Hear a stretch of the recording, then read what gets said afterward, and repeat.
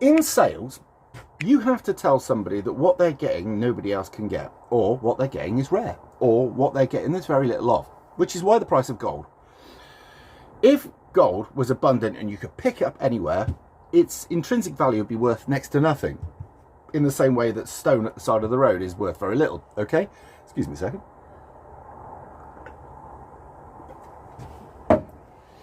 So what they do, for years they've done this. The people that like make you want to buy something, shiny diamonds, beautiful. Yeah, they are beautiful, but the misery that goes into mining those diamonds and the way they get to you and the murder involved in between, you wouldn't think they were so pretty then, but people sort of put that to the back of their mind because pretty. Same with gold and platinum. Now, some precious metals are in more short supply than others, but I don't know if you've noticed that the gold that ends up surfacing gets bought up really quickly by people who knows who buy them up. It's anonymous kind of thing. All of that gold that got stolen out of Iraq and all of the gold that got stolen out of Libya, where did that go? We don't know. We have no answer to that. So, but if that had made its way into the market, it would have significantly reduced the prices. I've said this before. There was a tin mine down in Cornwall where the person who owned it went into the viability of opening it back up as a tin mine and hit something about that thick, a big strain of gold going through it. Immediately it was hushed up and it was bought up, all of it, lock, stock, barrel, the whole lot from him. All right, I think he did rather well out of it, so happy days. But that couldn't make its way onto the market. Now we're told that oil is running out, that the exploration of oil, they've gone for the simple places first, okay, and that now they've got to go for more difficult places with drilling rigs that go in different angles and stuff, and more dangerous places. So it's costing more to get the oil out of the ground, which is why we're relaying that price onto you. Okay, that's what we're doing. Now, America has its own oil. The Middle East has oil. Russia has oil. Many places have oil. But if they said to you, well, actually, we've got loads of oil at the moment, and this oil will go on for numerous amount of years, and we'll all have a different power supply. Okay, so really, we can make it cheap. Why would they want to do that? It's ridiculous. Now imagine gas.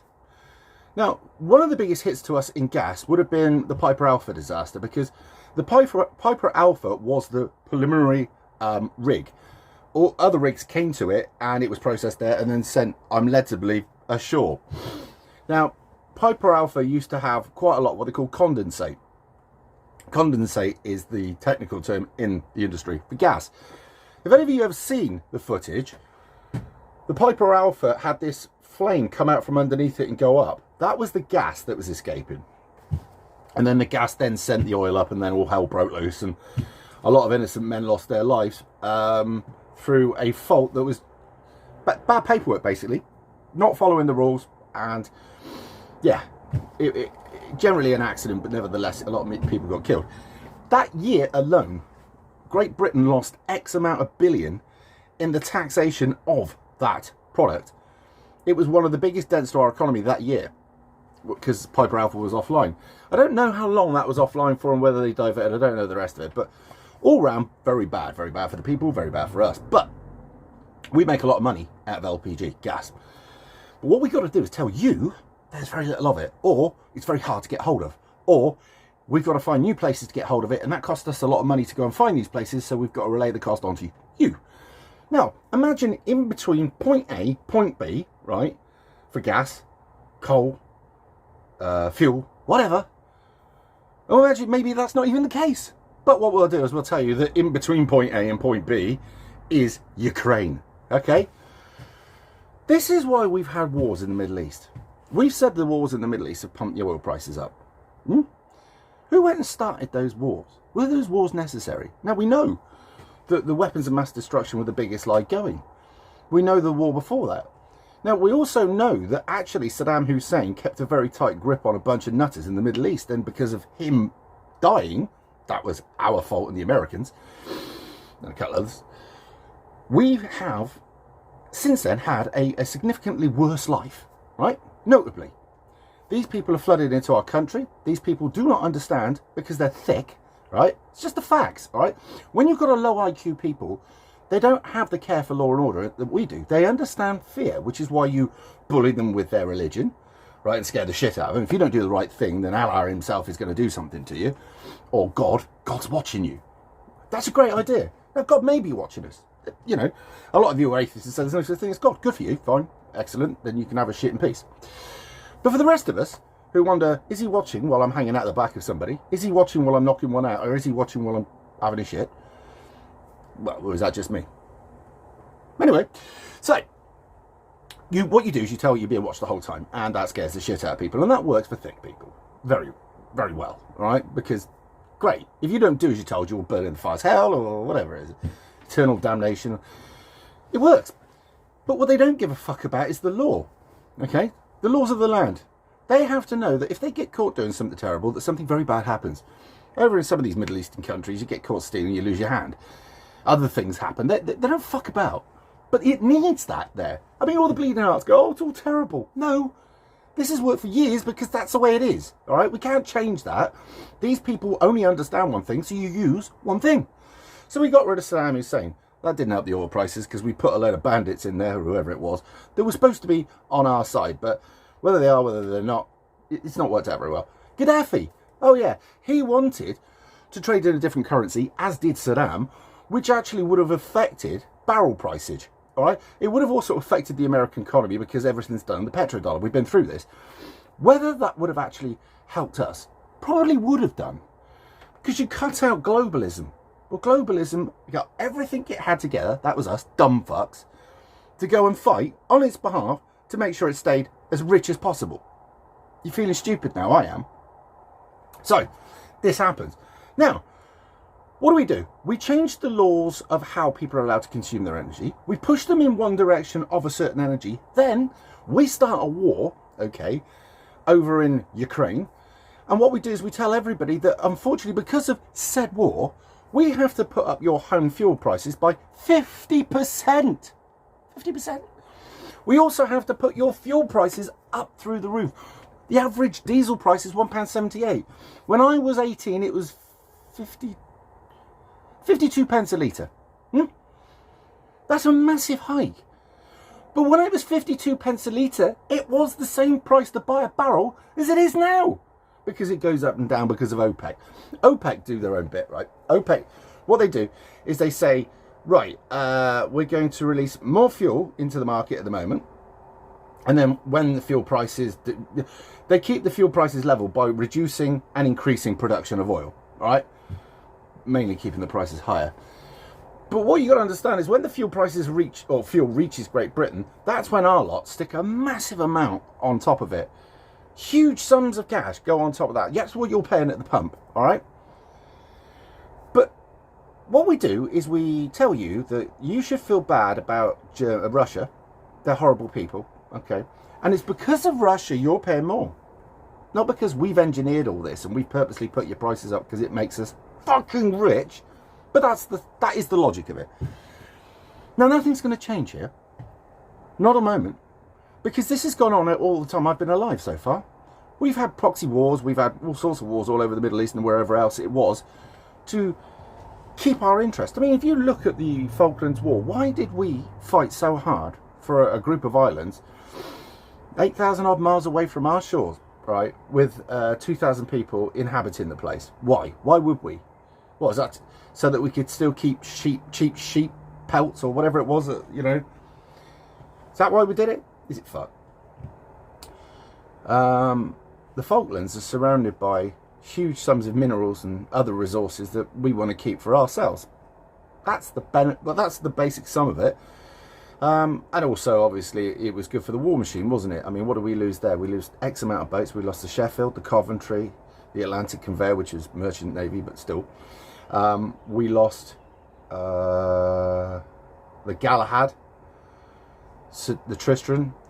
All these boats weren't particularly old at the time and needed replacing. That costs a lot of money. You pay for that. But who makes the money out of that? Well, the people that supply or make the boats. Who has shares in those contracts? I don't know.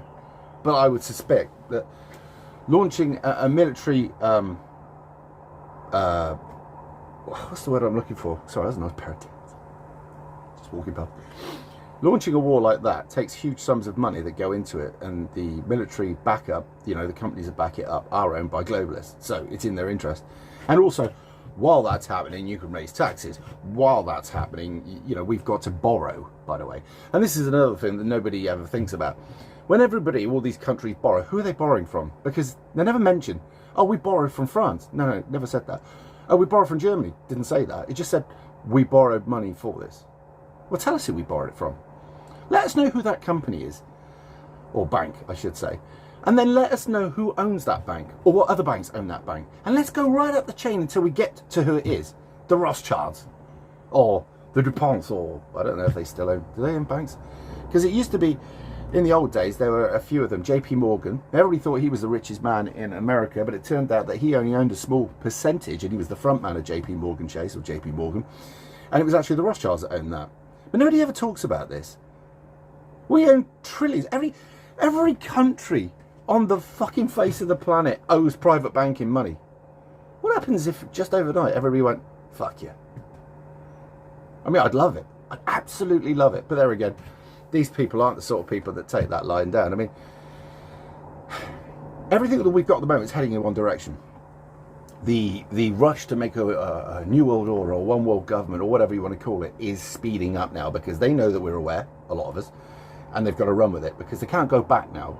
The hand's sort of kind of exposed to a lot of us and will be exposed to more. So they'll run and run and run, and it will get more and more extreme. But what we'll have is civil war all over the place, because it has to be. Because while we're doing that, they put all these things in place.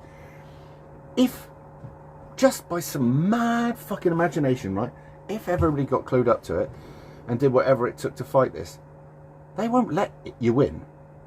Not without a fight. They'd sooner nuke the entire fucking planet and let you all burn, right?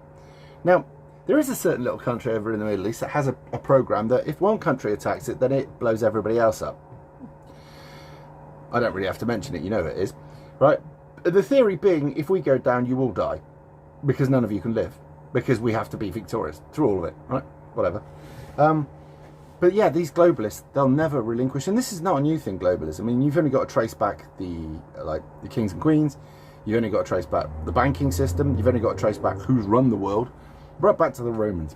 And you can trace these names back. They might have changed their names at times, but they are the same group of inbred, lunatic, psychopathic, narcissistic cunts going. Hey, I went off on one. I'm going to have to get off. I've got work in a minute and I'm hanging out my ass. Starting to wonder why the fuck I'm doing this. Really am. You know what? When you pay stupid sums of your money in tax to go on proxy wars and pay for these useless dole-like cunts, there are people that generally need the dole. Alright, I get it. Or generally need like benefits money. I get that. But I bump into so many useless, fat, overweight, work-shy, fucking scumbag cunts during my day. I despise the bastards. I fucking do. And I want the benefit systems to collapse simply to make those pricks' lives miserable. The weak will fail, right? Now, if you've got good people, going forward anyway, the benefit system will collapse. So if you're on benefits, you need to be aware of this. The system will collapse. It can't keep supporting, right? One bloke can't drag 7 along. That's how it is. Just can't happen, right? So that's why they're obviously engineering all these beautiful ways to reduce your life expectancy via vaccinations, via poor diet. Why is it the cheapest food to buy is the worst food for you? And there's numerous other things that are going on at the moment which will reduce your life. And the poor people love that stuff. They do. Because you have to be a rich man to grow your own food and eat healthy and stay away from a lot of other things. But anyway, medicine. Yeah. You get the idea. I don't have to ramble on anymore. But yeah, I see a lot of these useless wankers that have got an expression of benefits for life. I want you to suffer. Why the fuck should I struggle to keep you fed, clothed and watered? I don't care about you. My life shouldn't be so fucking tough just because I got to look after a useless wanker like you that in the old days would have had to go out and get a fucking job. But now, oh, you've been given a fake illness? Yeah, do you know how much pain a lot of us are in that go to work? Yeah? Oh, I've got a bad back. Oh, I've got this, I got that. Yeah, I admit, some of you are generally ill and do deserve the help, but some of you aren't. You're fucking work shy. And this upsets a lot of people that watch this. Do I give a fuck? No. This channel was never out to please people. This channel's out to say the hard truth. If they don't like it, fuck off. Simple as that. I make no bones about it. I don't care if I lose the channel ever anyway, as you know.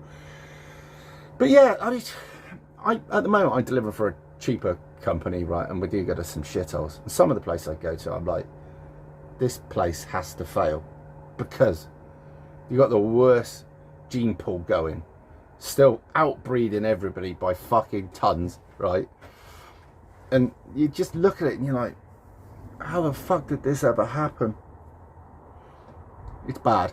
It is bad. I'm really having my eyes open with this new job, some of the places I'm going to. And as I say, I want the benefit system collapse. Because it'll be amazing how many of these give up smoking dope and fucking taking drugs and needing their flat screen TV and smoking 100 fags a day and all the other shit that these useless benefit scrounging cunts do. And most of them also... Everywhere I go in these places, I can smell drugs. I can't afford drugs. How can you afford drugs? Oh, he's growing it, he's growing it, he's growing it. And I know they make a lot of money selling this shit. And you're like, And it's just accepted. Yeah, they get raided occasionally. But it's just part and parcel. In Wales, I was talking to a guy. And he said, where we're from, it's a thing called BFL. So what's that? He said, benefits for life. Really? You went, yeah. It's a job. They expect it. Why should I have to work? I don't want to. Well, because if you don't want to, in my future, when the benefit system fucking collapses, you'll starve. And because you're too idle to go out and fucking steal, or if you did go out and steal, somebody'd be there to beat you after death because, well, reasons, you're not going to do very well. So you will actually have to get off your ass and get a job. I can't wait for that. I can't wait for these useless idle cunts to go screaming it's unfair. I'll laugh at them. Because the genuine people who are generally ill, do you know what? These people actually want to work. I can name a few of them, right? People I know personally. A woman called Annie. Annie, if you're watching this, she wants to work. She's a grafter, but she had something so fucking debilitating she couldn't. Pete's another one. Worked all his life until his legs went so fucking wrong that, we won't go into details, but they're bad. But all he wants to do is graft. He wants to get on the road again, but he can't get a fucking car because the second-hand price car market has gone up because it's purposely been done. Yeah, anyway, look, I'm rambling. I need another coffee before I go to work because, fuck me, I'm working some hours. Anyway, look, I hope you're all well. I'll speak to you in a bit.